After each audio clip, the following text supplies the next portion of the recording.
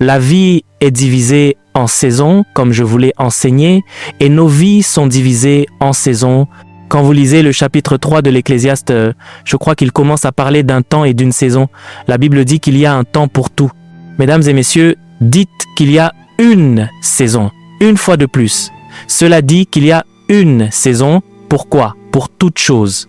Il y a une saison et un temps pour toute chose et pour tout objet sous le ciel. Connaître la volonté de Dieu une fois qu'elle est sous le ciel, connaître votre destinée prophétique ne suffit pas. Vous devez comprendre les saisons et les temps. Je connais des gens qui ont échoué aujourd'hui. Je doute qu'ils se soient trompés dans la description prophétique de leur appel. Je pense qu'ils ont bien compris cela. Mais ils ont commis deux erreurs. Premièrement, le timing. Deuxièmement, la stratégie. Ils n'ont pas pris le temps de comprendre la manière dont un croyant évolue jusqu'à ce que la grandeur ou la gloire de Dieu soit enfin révélée dans cet individu. Maintenant, retournons à Luc chapitre 1 verset 80 et vous comprendrez ce que cette écriture disait et je vais commencer à construire à partir de quelques points. Maintenant, la Bible dit « Et l'enfant, cet enfant dont nous parlons, est Jean le Baptiste, le prophète ». La Bible dit que la première chose qui est arrivée, c'est que l'enfant grandissait, puis il se fortifiait en esprit et malgré le fait qu'il avait grandi, malgré le fait qu'il était fortifié en esprit, la Bible dit qu'il demeurait dans les déserts, le lieu de confinement, le lieu de solitude, le lieu où il était seul. La Bible dit jusqu'au jour de son apparition ou jusqu'au jour de sa manifestation devant Israël. La version amplifiée dirait jusqu'au jour du commencement de son ministère public. Alléluia. Ainsi, la Bible est remplie d'hommes et de femmes dont toute la vie et le parcours de foi ont été capturés dans les Écritures. Dieu semble avoir isolé quelques personnes dans la Bible et a littéralement ouvert leur vie depuis l'enfance jusqu'à leur départ. Cependant, pour certaines personnes, la Bible n'a capturé que des moments. Regardez ceci. S'il vous plaît, regardez-moi. Laissez-moi avoir votre attention avant d'écrire. Il y a certaines personnes dans la Bible dont l'histoire ne tenait qu'en un seul chapitre. Il n'y avait qu'une seule information sur leur vie et cela était suffisant pour l'apprentissage. Sommes-nous ensemble? Par exemple, la Bible ne nous donne aucune information sur les années de croissance d'Élie. Quand vous lisez l'histoire d'Élie, deux choses ont été notées. Premièrement, Élie le Tishbite, qu'il est venu en tant que prophète, jugeant les prophètes de Baal. Sommes-nous ensemble? Et finalement, la Bible nous raconte la fin de sa vie, qu'un char est venu et l'a emporté et c'est la fin de l'histoire. Mais il y avait d'autres personnes. Ils étaient aussi des prophètes. Mais la Bible a dû remonter dans le temps pour raconter leur vie. Par exemple, Jérémie au chapitre 1, la Bible nous raconte sa discussion avec Dieu lorsqu'il était enfant. Par exemple, Samson, la Bible nous dit même ce qui s'est passé avant sa naissance. Par exemple, Samuel. Pourquoi la Bible a-t-elle dû nous raconter méticuleusement l'histoire entourant sa naissance? Était-ce vraiment nécessaire? En raison du type de prophète qu'il était et du rôle qu'il a joué dans l'onction des rois et ultimement dans l'avancement du programme de Dieu. Un homme dans la Bible appelé Jaobet, il n'occupait qu'une ou deux portions des Écritures. La Bible dit « Et Jaobet était plus honoré que ses frères ». Et puis la Bible revient en arrière et nous raconte ce qui s'est passé, que sa mère l'a enfanté avec douleur et l'a nommé Jaobet. Et il a fait une prière et Dieu l'a exaucé. C'était la fin de l'histoire. Mais quand vous lisez l'histoire d'autres personnes comme David, la Bible nous raconte leur histoire. C'était comme si une portion majeure de la Bible capturait tous leurs défauts, leur vie, leurs décisions. C'était comme si la Bible zoomait sur tout ce qui les concernait. Vous le découvrez avec David, vous le découvrez aussi avec Salomon. Je ne sais pas pourquoi la Bible a dû nous donner l'histoire de Bathsheba et tout ce qui s'est passé avec David. Je pensais que c'était inutile. Mais cela a quand même été capturé dans la Bible. Qu'en est-il de Jésus? Pour Jésus, c'était une affaire encore plus sérieuse parce que Jésus a été discuté à travers 4 évangiles. Matthieu, cela ne suffisait pas. Il y avait quelque chose que Luc a vu et que Matthieu n'a pas vu. Il y avait quelque chose que Marc a vu et que Luc n'a pas vu. Il y avait quelque chose que Jean a vu et que Marc et Luc n'ont pas vu. Sommes-nous ensemble maintenant? Avant de poursuivre cette vidéo, j'aimerais vous partager quelque chose d'important. Si vous désirez aller plus loin avec Dieu et découvrir ce qui a réellement fait la différence dans la vie des grands généraux de la foi, je vous invite à vous procurer mon livre « Les généraux de Dieu ». Vous y découvrirez leurs habitudes spirituelles, les secrets de leur consécration, leur parcours, les sacrifices qu'ils ont consentis, comment la puissance de Dieu s'est manifestée dans leur vie et surtout les principes bibliques que vous pouvez appliquer dès aujourd'hui pour marcher, vous aussi, dans une relation plus profonde avec Dieu. Le lien se trouve dans la description de cette vidéo. Je suis convaincu que ce livre sera une véritable bénédiction pour votre vie spirituelle. Maintenant, revenons à notre enseignement. Et la Bible a pris le temps, comme si cela ne suffisait pas. Ensuite, vous trouvez d'autres révélations dispersées dans les Écritures. Paul est venu avec une autre dimension encore de Jésus. Sommes-nous ensemble maintenant? Et puis quand nous arrivons à l'Apocalypse, Jean a continué à nouveau parce que il a alors vu le Christ glorifié et il a commencé à révéler d'autres choses encore. Je vous dis donc que la Bible a enregistré toutes ces choses parce que, capturée en elle, se trouvait une description de la manière dont les croyants émergent. Et de toutes ces saisons, je vais vous en donner 3 ce soir. Si vous manquez ces saisons dans votre vie, vous avorterez votre destinée. Peu importe à quel point vous manquez de discernement, peu importe à quel point vous êtes négligent avec votre vie, vous devez prier et dire « Seigneur, quand j'arrive à ces saisons, ouvre mes yeux pour savoir. Les saisons semblent trompeusement ordinaires, mais vous ne sauriez pas quand vous êtes entré dans une saison de Kairos. Il y a beaucoup de gens qui ont manqué ces saisons, et c'est la raison pour laquelle la gloire de Dieu et la grâce de Dieu ne peuvent pas émerger dans leur vie. Priez en esprit pendant 1 minute. Priez en esprit pendant 1 minute parce que je veux vous montrer une feuille de route en ce moment même dans la prophétie. Quelqu'un prie-t-il? Ce soir, nous allons interpréter les Écritures sur le mur. Pour certains d'entre vous, il y a une écriture sur le mur de votre destinée et en ne sachant pas comment l'interpréter, vous pouvez rester bloqué pour toujours et il semblera que Dieu n'est pas fidèle dans votre vie. Je veux vous montrer comment les saisons enfantent la grandeur. Comment faire partenariat avec les saisons et émerger comme un aigle. Ainsi, les choses qui ont été écrites auparavant ont été écrites pour notre instruction. Elles ne font pas que prendre de la place dans la Bible. Elles sont des feuilles de route prophétiques vous conduisant vers des saisons stratégiques. Je crois qu'un être humain moyen qui vit entre 1 an et 80 ans aura traversé au moins 10 à 12 saisons dans sa vie. Et il existe différentes manières d'interpréter les saisons. L'une d'elles, je vous l'ai enseigné dans le message « La loi des saisons ». Nous avons pris une radiographie prophétique du rêve de Pharaon et de l'interprétation de Joseph pour nous aider à comprendre que, de manière générale, il y a 2 saisons, les 7 années d'abondance, rappelez-vous de son rêve, et les 7 années de famine, et que dans la vie de chaque homme, ces saisons s'alternent. Et si vous vous rappelez, c'est pas ce que j'enseigne ce soir, mais je veux juste vous montrer un angle sous lequel regarder les saisons. Chaque fois que vous êtes dans une saison d'abondance, l'abondance vient avec une lettre de la saison de famine. J'arrive. Si vous ne lisez pas cette lettre et que vous ne faites que profiter du maïs, vous aurez faim quand elle viendra.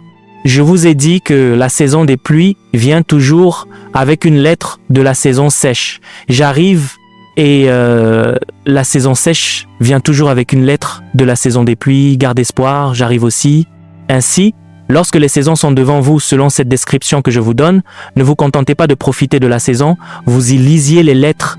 Par exemple, le jour où vous obtenez un emploi, votre retraite vous a aussi écrit une lettre. Il y a 2 lettres que vous avez reçues, c'est seulement que vous en avez lu une.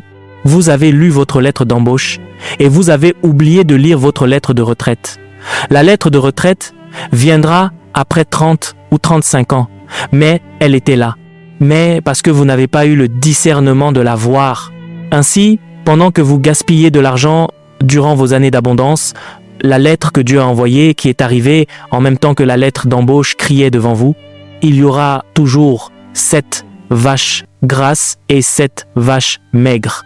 Et le mystère des saisons sous cet angle est que les vaches maigres peuvent manger les vaches grasses.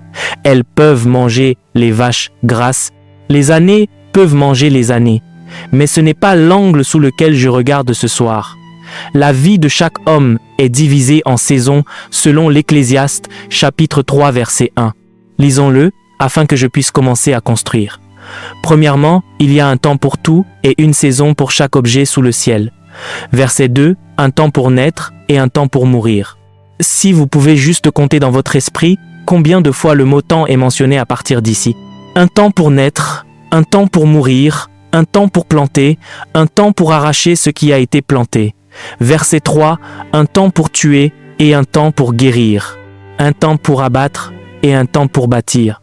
Un temps pour pleurer et un temps pour rire. Un temps pour se lamenter et un temps pour danser. Un temps pour lancer des pierres et un temps pour ramasser des pierres. Un temps pour embrasser et un temps pour s'éloigner des embrassements. Nous pouvons même nous arrêter là. D'accord, regardons le verset 6 et nous nous arrêterons là. Un temps pour chercher et un temps pour perdre. Un temps pour garder et un temps pour jeter. Maintenant, regardez combien de fois chacun de ces temps représente des saisons. Et toutes ces saisons ont des effets parce que si vous êtes dans le temps de planter et que vous ne le savez pas, vous ne planterez pas. Si vous êtes dans le temps de récolter et que vous ne le savez pas, vous ne récolterez pas. Si vous êtes dans un temps de guerre et que vous ne savez pas comment revêtir vos armes pour combattre, sommes-nous ensemble? Si vous êtes dans un temps pour courir et que vous portez toujours votre tenue de combat, elle ne deviendra pas un instrument de sécurité. Elle deviendra un fardeau pour vous. Parce que lorsque vous êtes un athlète, vous voulez être aussi léger que possible. Mais lorsque vous êtes un guerrier, vous voulez avoir toute votre armure parce que la sécurité et la défense sont votre priorité. Est-ce que quelqu'un apprend maintenant? La plupart des croyants ne connaissent pas leur temps. Je vous ai dit ici à Koinonia qu'il y a 2 raisons pour lesquelles Jésus a pleuré selon les Écritures. La première était dans Jean chapitre 11 verset 35. Il a pleuré lorsqu'il était au tombeau de Lazare. Et la Bible dit, voyez comme il l'aimait. Ils ont salué le fait qu'il l'aimait sincèrement.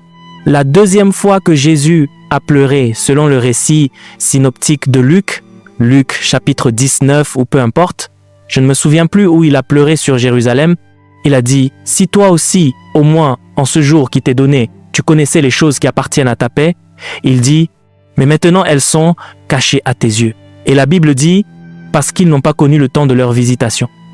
C'est peut être le verset 43 ou 44 quand vous descendez. Oui, ils n'ont pas connu au verset 44 le temps de leur visitation. Alléluia. La première saison majeure dans la vie de chaque croyant sur le chemin de la grandeur. Lorsque Dieu veut utiliser les saisons pour enfanter la gloire dans la vie d'un homme, il y a 3 saisons majeures. La première saison est une saison prophétique. Elle s'appelle la saison de découverte et de préparation. S'il vous plaît, écrivez cela. La saison de découverte et de préparation. L'homme qui manque cette saison a déjà manqué une partie majeure de son parcours vers l'enfantement de la gloire de Dieu. Si vous ne discernez pas les saisons, vous les gaspillerez. Si vous ne discernez pas les saisons, vous les gaspillerez. Si vous ne pouvez pas discerner les saisons, elles ne vous profiteront pas. Laissez-moi répéter cela. Si vous ne discernez pas les saisons, vous les gaspillerez. De grandes saisons viendront et passeront et vous ne les verrez pas. Et si vous ne pouvez pas discerner les saisons, alors les saisons ne vous profiteront pas. La saison de découverte et de préparation. Parlons de cette saison. Que capture cette saison?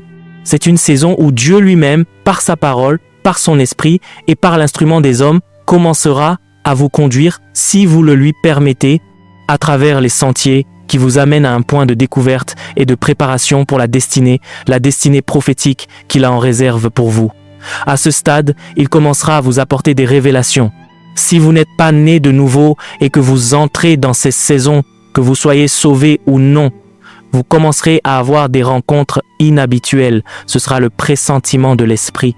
Il n'aura pas à attendre le culte du dimanche. Maintenant, vous pouvez engourdir ce pressentiment. Dieu essaye de vous aider à maximiser cette saison parce qu'il vous dit que tous les hommes ont ces saisons. Que vous soyez un idolâtre. Puis-je vous dire ceci? La Bible dit que personne n'est sans excuse. Il n'y a personne dans sa vie qui ne recevra pas ce pressentiment. Dieu donne à chacun une chance d'être grand. C'est seulement que la plupart des gens ne le savent pas. Vous arriverez à un point où vous aurez des rêves inhabituels. Des rêves pendant 3 mois, chaque nuit, un accès à des documents auxquels vous ne vous intéressiez pas. Tout cela, c'est le Saint-Esprit. Il essaie de vous montrer le fait que vous êtes dans une saison de Kairos et il peut vous aider, comme je vous aide maintenant, à définir cette saison. La première saison n'est pas la manifestation. C'est la découverte et la préparation. Il y a 3 choses que vous devez découvrir et auxquelles vous devez vous préparer dans cette saison. En fait, 4. Premièrement, vous devez découvrir Dieu. Genèse chapitre 1, verset 1. Au commencement, Dieu. Ainsi, le commencement de votre destinée devra être Dieu. Daniel chapitre 11, verset 32, la deuxième partie.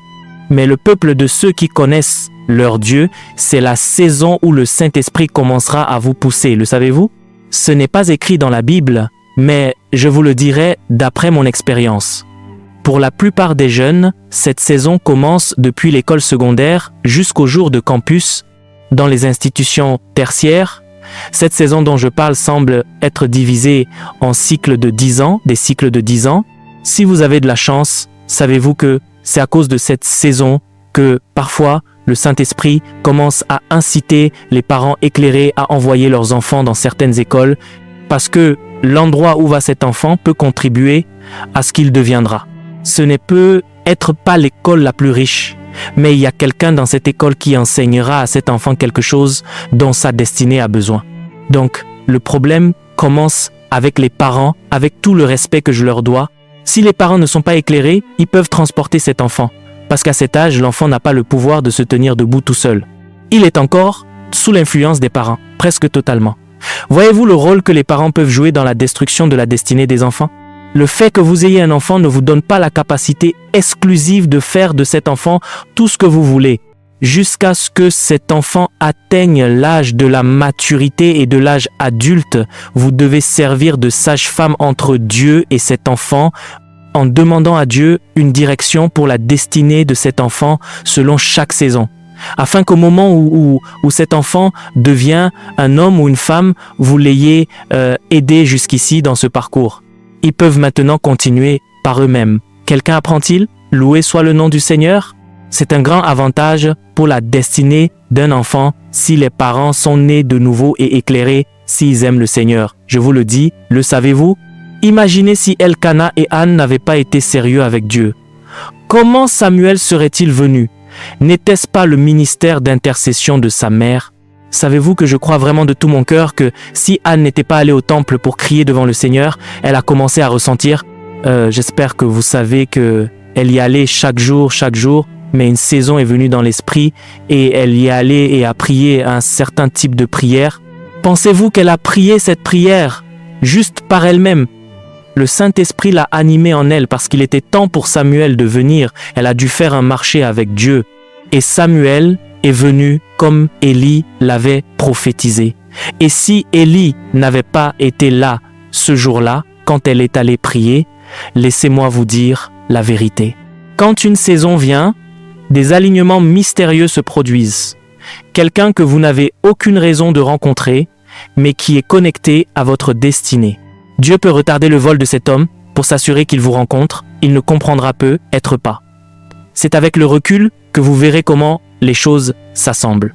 Il y a des gens qui auraient manqué leur destinée à un jour près. Si seulement ils avaient discerné. Si vous n'aviez pas fait ce voyage ce jour-là, vous n'auriez jamais rencontré l'assistant de destinée. Quelqu'un comprend-il ceci? Je regarde ma vie au moment où je vous parle et je peux vous dire comment j'aurais pu manquer des saisons à un cheveu près. Parfois, l'Esprit de Dieu, regardez ce qui est arrivé à l'eunuque éthiopien.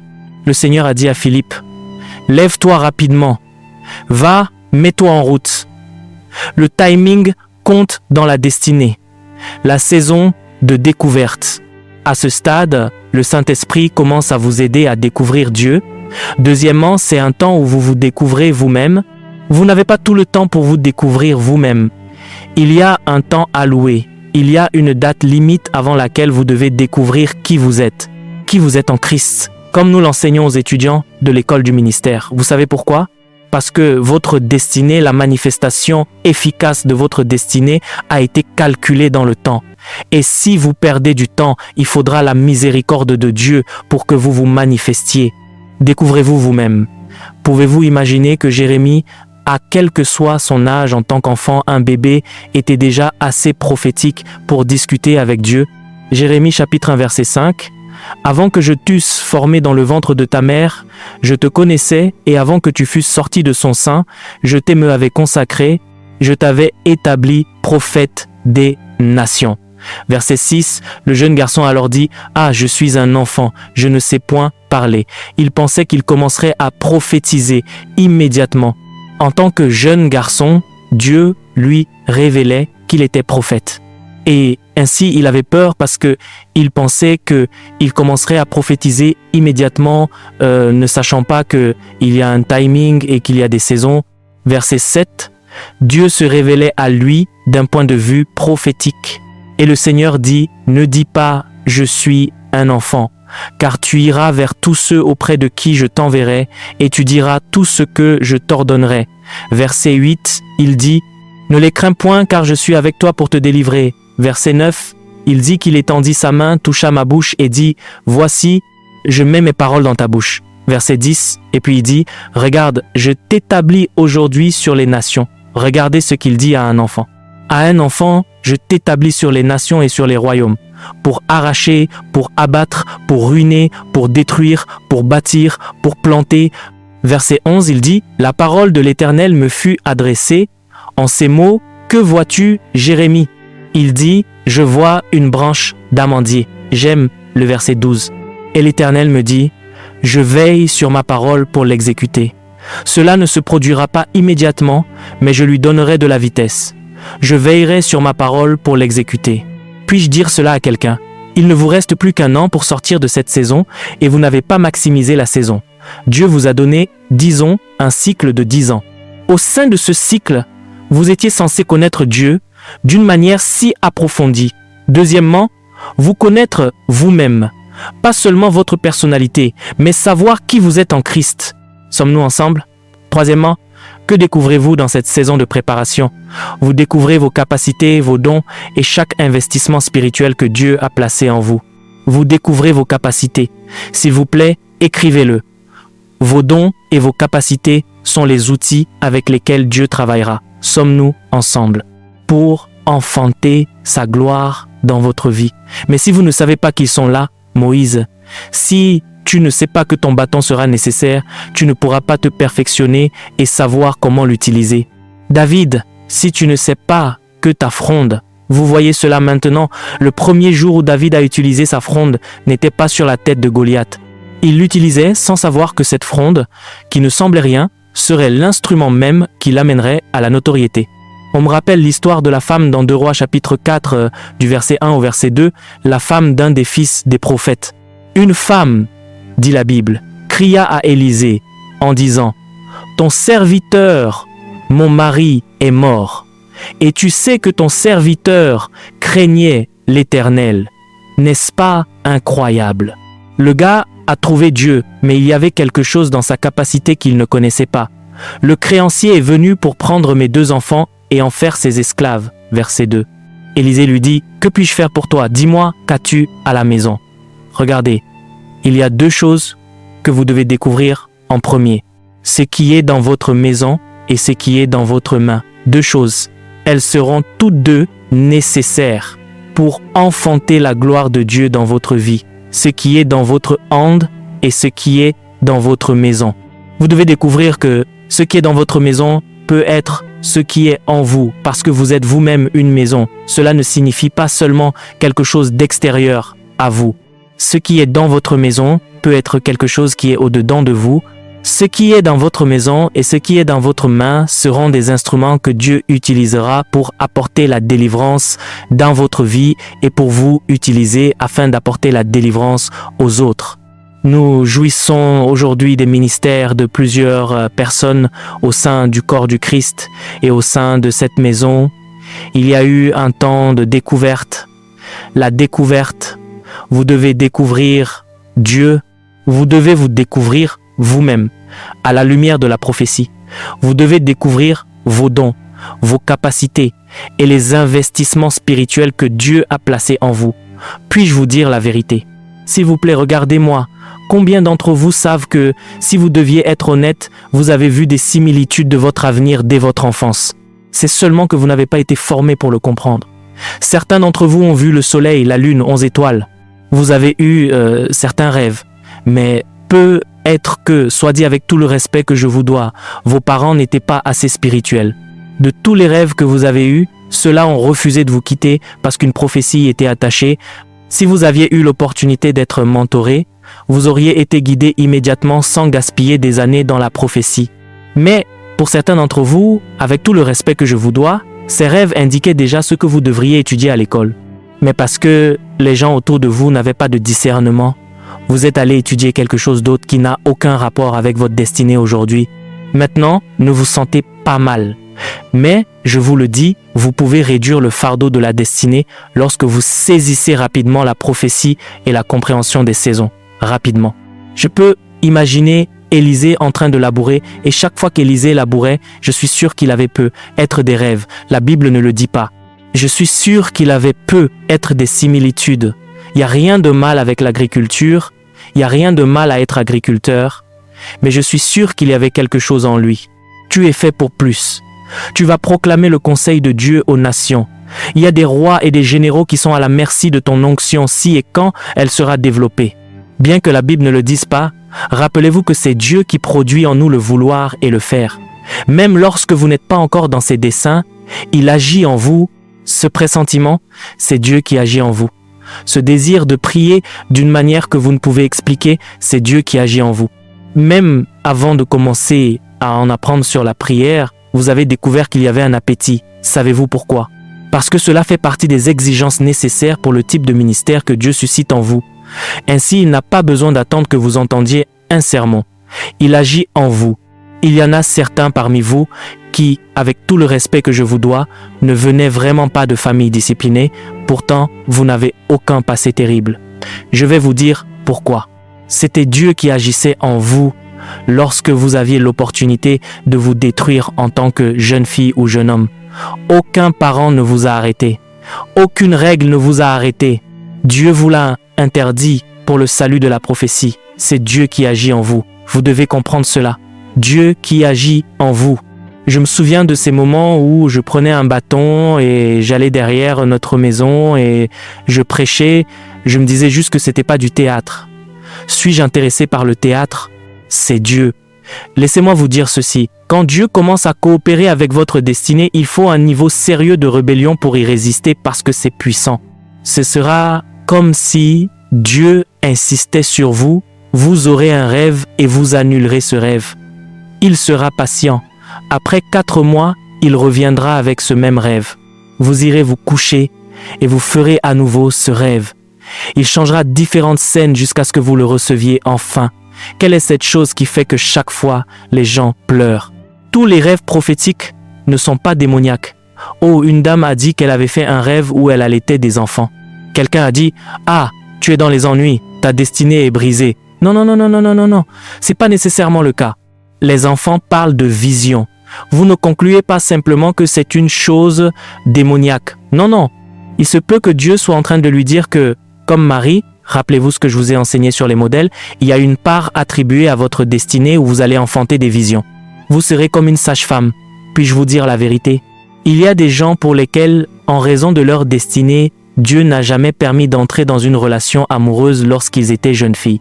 Le jour où un gars vient, vous dites « Dieu, et toi ?» Il vous répondra même pas. Vous dites « Concentre-toi juste sur ce que nous faisons parce que tu es Marie. » L'état de ton sein au moment où tu portes Jésus importe et il t'a donc préservé.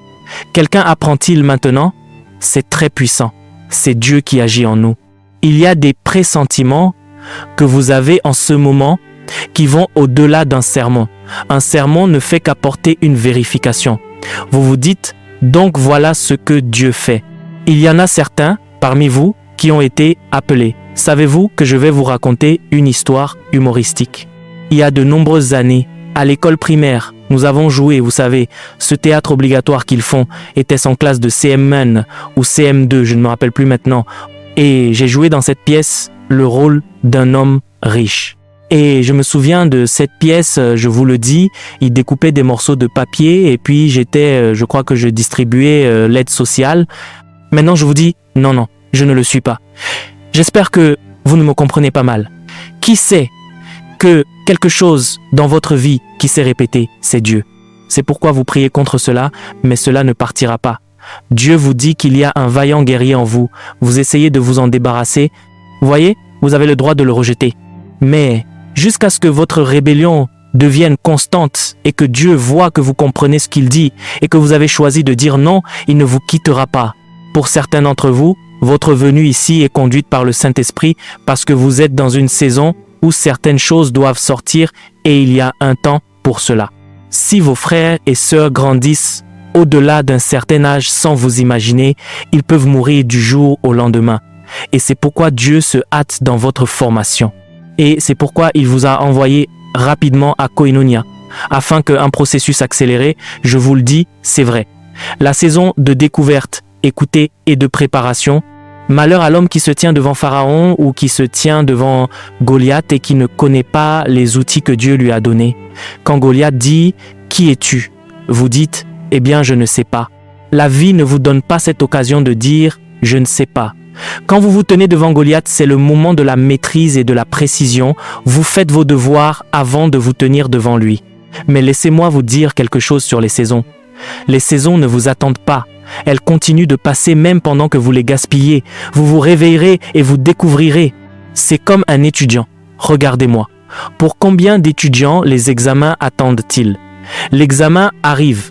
Nos étudiants de l'école du ministère viennent de composer leurs examens hier. Maintenant, que vous ayez révisé ou non, ce n'est pas le problème de l'examen. Il y a une saison pour l'examen. C'est à vous de vous dépêcher pour rattraper le retard.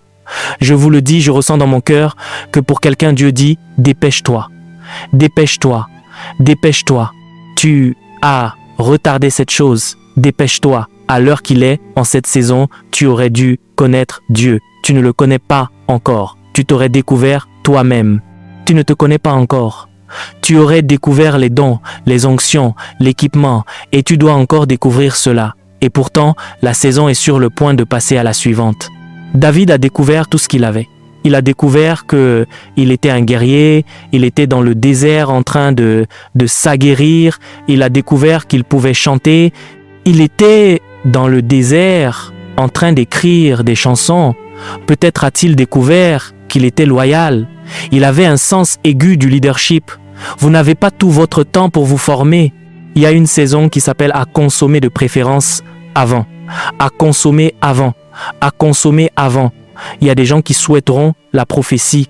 Je vous le dis, ils vieilliront et mourront sans jamais accomplir 1/10 de leur mission. Parce que le fait que vous ayez eu une vision de votre destinée prophétique ne garantit pas que vous y marcherez. Les saisons peuvent révéler la gloire de Dieu dans un homme si vous savez comment marcher avec elle. Que vous gâchiez les saisons ou que vous investissiez dans les saisons et les utilisiez de manière profitable, cela dépend de vous. L'émergence à nouveau. Je le répète, Dieu dit à quelqu'un, dépêche-toi, dépêche-toi, jeune homme, dépêche-toi. Dieu a commencé à t'interpeller depuis l'âge de 11 ans. Jusqu'à maintenant, tu as 30 ans. Tu ne lui as pas prêté attention. Chaque fois que tu veux prêter attention après un sermon, le diable utilise des amis pour te distraire. Tu recharges à nouveau. Tu ne sais pas que c'est un piège. Je te le dis, juste quand tu veux être sérieux avec Dieu, une publication sur les réseaux sociaux te fera dire « Vous voyez, tous ces gens de l'église, ils ne sont pas sérieux. » Et c'est toi qui détruis ta propre destinée. Parce que, puis-je te le dire, à la fin, aucun des gens qui t'induisent en erreur ne prendra la responsabilité de ton échec. Certains d'entre vous, selon votre programme prophétique, vous auriez dû comprendre les lois de la richesse à l'heure qu'il est. Vous auriez dû vous préparer pour le type de ressources du royaume que Dieu vous donnera. Mais jusqu'à présent, la cupidité est toujours dans votre cœur. Vous n'avez pas laissé au Saint-Esprit la place de vous émonder, de vous bâtir. Dieu vous a dit, tu seras un prophète. Vous vous êtes vu prophétiser, mais vous n'êtes pas préparé. Dieu ne peut pas porter un vase mal préparé. Le fait que vous mettiez prophète derrière votre nom ne signifie pas que vous êtes un prophète. Non, monsieur. Non, monsieur. Les titres n'annoncent pas les saisons ou n'annoncent pas la grandeur. C'est lorsque vous maximisez les saisons qu'elles vous annoncent. Pour quelqu'un, je vous le dis à nouveau par l'Esprit, dépêche-toi. Ma chère sœur, dépêche-toi. Mon cher frère, tu n'auras pas toujours le temps. Écoutez ce que je vous dis. La vie est morcelée en saisons et une saison majeure dans votre vie est sur le point de se terminer. Mais la préparation que cette saison devrait capturer. Vous voyez, si votre examen devait être passé selon cette saison, vous échoueriez lamentablement. Vous n'avez pas bâti votre vie de prière. Vous n'avez pas bâti votre compréhension de la parole. Vous n'avez pas bâti votre consécration. Vous n'êtes pas une personne de stature et de puissance. Sommes-nous ensemble? Vous n'avez pas découvert Dieu. Vous ne vous êtes pas découvert vous-même. Vous n'avez pas découvert vos dons et vous n'avez pas découvert votre mission prophétique. 4 choses que vous devez trouver. Vous devez découvrir Dieu. Vous devez vous découvrir vous-même à la lumière de la prophétie.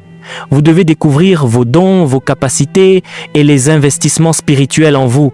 Et puis, premièrement, deuxièmement, troisièmement et quatrièmement, vous devez trouver votre place dans la prophétie. Si vous ne pouvez pas faire ces 4 choses, vous avez gaspillé la saison de découverte et de préparation. Il y a beaucoup de gens aujourd'hui qui, de par leur prédestination prophétique, ont des chansons qui sont censées apporter, mais ils savent simplement qu'ils ont de belles voix et le Saint-Esprit continue de les inciter tout le temps. Quand vous venez à l'église et que quelqu'un entonne une chanson, pendant que les autres apprécient la chanson, vous vous voyez littéralement debout. C'est le Saint-Esprit, Dieu qui agit en vous. Il vous dit, pourquoi veux-tu garder ce don? Ceux qui viennent de vous, les chansons qui devraient venir, sont des échelles qui introduiront les hommes dans des sphères de réveil. Puis-je vous dire la vérité? Tout le monde, écoutez-moi, chaque fois que vous voyez une personne dans sa saison de manifestation et qu'il y a une résonance dans votre esprit, c'est parce qu'il y a une portion de votre mission. C'est l'abîme qui appelle l'abîme. Que ce soit un homme de Dieu, que ce soit un homme d'affaires, je vous enseigne un mystère. Je ne parle pas simplement d'être béni. Il y a des moments où vous voyez un homme et vous voyez littéralement votre avenir. Cela s'appelle une résonance. L'abîme appelle l'abîme. Vous pouvez regarder une femme et quelque chose venant de cette femme répond dans votre esprit. Vous ne pourrez pas y résister. D'autres apprécieront peu être l'Église, mais pour vous, c'est une impartation. C'est un transfert d'esprit. Je me souviens de ces jours où je regardais Reinhard Bonnke, quand je regardais T.L. Osborne et les généraux de Dieu. Pour moi, c'était pas juste un sermon. Il y avait quelque chose en eux. C'était comme si nous étions parents de la même tribu, de la même famille. Je ne pouvais pas l'expliquer, mais je ne pouvais pas y résister. C'était un feu qui brûlait dans mon esprit. Brûlait dans mon esprit. Maintenant, je sais mieux, je sais mieux, je sais mieux, je sais mieux. Je sais ce qui est arrivé aux 2 hommes sur le chemin d'Emmaüs lorsqu'ils ont rencontré Jésus. L'abîme peut appeler l'abîme. Certains d'entre vous, quand vous regardez certains hommes d'affaires, vous vous sentez même coupable parce que, alors que vous êtes tout entier vers la prière et le jeûne, voulant être un homme de Dieu, votre destinée est d'être un apôtre financier et vous n'êtes pas paresseux. Parfois, vous vous sentez coupable parce que vous voulez prier comme les autres, jeûner comme les autres, mais autant cela est profitable, cela ne fait pas partie de votre équipement. Esther. Quand vous voyez Esther, Esther répondra à Esther. Élisabeth. Quand vous voyez Marie, les visions tressailliront. Élisabeth est en avance sur Marie, mais quand vous voyez les visions, elles tressailliront. Je vous le dis, cette chose que je vous dis est si puissante. Vous pouvez regarder un homme et cet homme vous regarde et vous n'interagissez pas, mais l'homme sait que quelque chose venant de lui répond à votre esprit, c'est vrai. Il y a des gens que j'ai vus au milieu d'une foule pendant que je parle, je peux savoir par le radar de l'esprit qu'il y a quelque chose que je dis qui répond à l'esprit de cette dame, qui répond à l'esprit de cet homme. C'est pourquoi Paul disait, nous ne connaissons personne selon la chair. C'est une communication de l'esprit. Alléluia. C'est aussi l'un des moyens par lesquels vous trouvez les modèles. Vous ne choisissez pas les modèles. L'abîme les attribue. Il y a une profondeur dans l'esprit. Vous entendrez une voix et entendrez un son et il y aura une résonance dans votre esprit. Il ne s'agit pas de la précision de la prédication. Il s'agit d'allocation dans l'esprit. Puis-je vous dire la vérité? Si Ruth avait été mentorée par Élie, elle aurait été appelée Élisée et non Ruth. Cela compte. Chaque allocation dans le corps du Christ est connectée à une mission spécifique. C'est pourquoi il n'est pas bon de mépriser les gens. Parce que en méprisant les gens, en particulier les voix qui sont pieuses et intègres. À mesure que vous décrédibilisez certaines voix dans le corps, vous punissez également les personnes qui sont censées les suivre jusqu'à ce qu'elles deviennent. Alléluia. Quand Dieu vous prépare à être, disons, un entrepreneur, un dirigeant, il peut vous attribuer, disons, à quelqu'un comme, avec tout le respect que je dois au révérend Sami ou quelque chose de ce genre.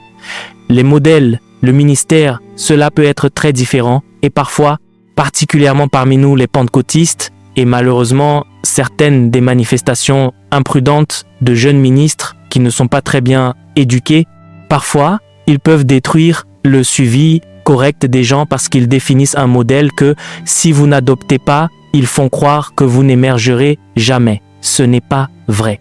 Il y a des allocations dans l'esprit. C'est la raison pour laquelle il y a différentes églises. Et Dieu a différents programmes, bien qu'il se connecte à son programme prophétique universel. Quelqu'un apprend-il maintenant? Il y a des gens qui sont envoyés ici en raison de la nature de leur édification, de ce que Dieu fait sortir d'eux. Et la manière dont Dieu le fait est que il y a des gens dans d'autres assemblées, mais ils prendront des cours optionnels ailleurs. Vous savez comment vous prenez des cours optionnels en tant qu'étudiant parce que certaines choses dont vous avez besoin ne sont peut-être pas capturées dans l'expérience de cet homme de Dieu. Alors, Dieu vous déplace pour une saison pour puiser quelque chose et ensuite vous continuez ce que vous faites. J'aimerais qu'il y ait un meilleur moyen de vous expliquer cette chose. Parfois, les choses spirituelles sont difficiles à expliquer, mais comprenez-vous ce que j'ai dit jusqu'à présent? Maintenant, la question que j'ai pour vous est la suivante. Sur une échelle de 1 à 10, quelle serait votre connaissance de Dieu? Mesdames et messieurs, laissez-moi vous dire la vérité. Si vous ne connaissez pas Dieu dans les jours qui viennent, vous risquez de tomber en chemin. Je me fiche de savoir si vous êtes un prédicateur ou un homme d'affaires. J'ai vu ces choses dans mes visions. Les jours qui viennent menaceront tellement les gens sur la terre. Leur stabilité sera la connaissance de Dieu. L'intelligence artificielle est là pour rester. L'ingénierie génétique, l'Internet des objets. Il y aura de telles perturbations sur la terre. Un temps viendra. Les hommes seront confus quant à savoir qui ils sont. Il vaut donc mieux le découvrir maintenant. Maintenant, Jésus s'est avancé vers les disciples et a dit « Qui dit-on que je suis, moi le Fils de l'homme ?» Et certains ont dit « Tu es Élie ». Certains ont dit « Tu es quoi que ce soit ». Alléluia. Mais je sais en qui j'ai cru et je suis persuadé. Persuadé. Homme de Dieu persuadé. Avant de rencontrer Janes et Jambres, comprenez comment Dieu agit. Sinon, un jour, vous vous tiendrez avec Janes et Jambres et vous ne feriez pas la différence entre un faux miracle et un vrai miracle. Vous ferez partie de fraternités qui détruiront votre vie. Non pas parce que vous êtes mauvais, mais parce que votre connaissance de Dieu est si faible. Je prie pour vous. Ayez faim de sa présence. Ayez faim de connaître Dieu. Ayez faim d'investir dans la prière. Ayez faim d'apprendre la doctrine. Ayez faim de comprendre les voies de Dieu. Que cela soit relâché sur vous au nom de Jésus-Christ. S'il vous plaît, asseyez-vous, dépêchons-nous. Je ne vous enseigne que 3 saisons. Saison numéro 2. Ainsi, la première saison déterminante en ce qui concerne l'enfantement de la gloire et l'enfantement de la grandeur dans la vie d'un croyant est la saison de découverte et de préparation. Et j'ai dit, vous découvrez Dieu. Vous devez trouver Dieu et avoir une connaissance profonde de lui. Vous devez vous découvrir vous-même à la lumière de la prophétie et à la lumière de qui est le Christ. Vous devez découvrir vos dons, vos capacités et les investissements spirituels qui ont été déposés en vous. Et enfin, vous devez découvrir votre mission, votre rôle prophétique dans le grand plan de Dieu. Numéro 2, la deuxième saison. Maintenant, écoutez, mesdames et messieurs, selon les Écritures, et je peux vous le dire d'après ma propre expérience, cette deuxième saison que vous voyez est la saison la plus difficile dans la vie d'un croyant. Elle s'appelle la saison d'épreuve, la saison de test ou d'épreuve, la saison de test ou la saison d'épreuve. Je peux vous dire ceci, c'est dans cette saison que la voix de Dieu deviendra la plus silencieuse dans toute votre destinée. Certains d'entre vous sont dans cette saison en ce moment même. Vous m'avez entendu vous enseigner que lorsque Dieu est silencieux, Vous devez apprendre que le silence de Dieu est un langage en soi. Chaque fois que Dieu est silencieux, il dit quelque chose. Et si vous ne comprenez pas le silence de Dieu, vous serez frustré. Regardez ceci. La plus grande destruction, si Satan échoue à détruire votre destinée dès son enfance, il attendra que vous arriviez à cette saison parce que Dieu est largement silencieux dans cette saison. Satan parlera en utilisant différentes voix et rendra votre destinée confuse. Prêtez attention. Je veux vous dire quelque chose sur cette saison. La saison d'épreuve, la saison de test, déclarée dans Deutéronome chapitre 8. Commençons notre lecture à partir du verset 13. Lorsque tes gros et ton petit bétail multiplieront, que ton argent et ton or augmenteront, et que tout ce que tu as se multipliera, prends garde que ton cœur ne s'enfle, et que tu n'oublies l'Éternel ton Dieu, qui t'a fait sortir du pays d'Égypte, de la maison de servitude, qui t'a fait marcher à travers ce grand et affreux désert. Prêtez attention, où il y avait quoi? Pourquoi Dieu vous conduirait-il à travers ceci? Lisez les 3 premiers mots. 1, 2, allez-y. Allez, vous pouvez le voir. 1, 2, allez-y. Question. Ils ont été conduits dans cet endroit. Ils n'y sont pas allés à la suite d'une négligence. La Bible dit que Dieu les a conduits. Je pensais que lorsque Dieu conduit un homme, ce devrait être un endroit merveilleux. Vous ne traversez quoi que ce soit. Oh non. Alors vous ne comprenez pas les directions qui forment les hommes puissants dans l'esprit.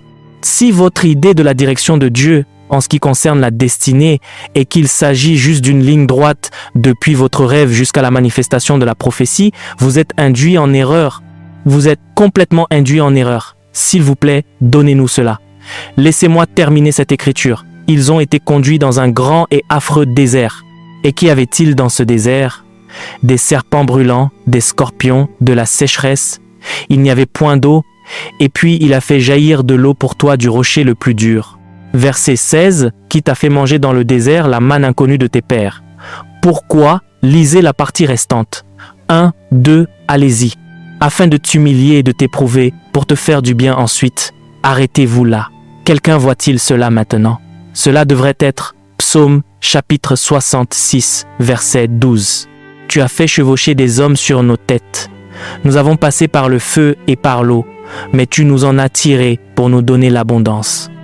Si vous souhaitez apprendre à traduire des vidéos comme celles que vous voyez sur cette chaîne, même sans aucune expérience, grâce à l'intelligence artificielle, ou simplement créer votre propre chaîne YouTube pour partager votre message avec le monde, écrivez au numéro qui s'affiche à l'écran.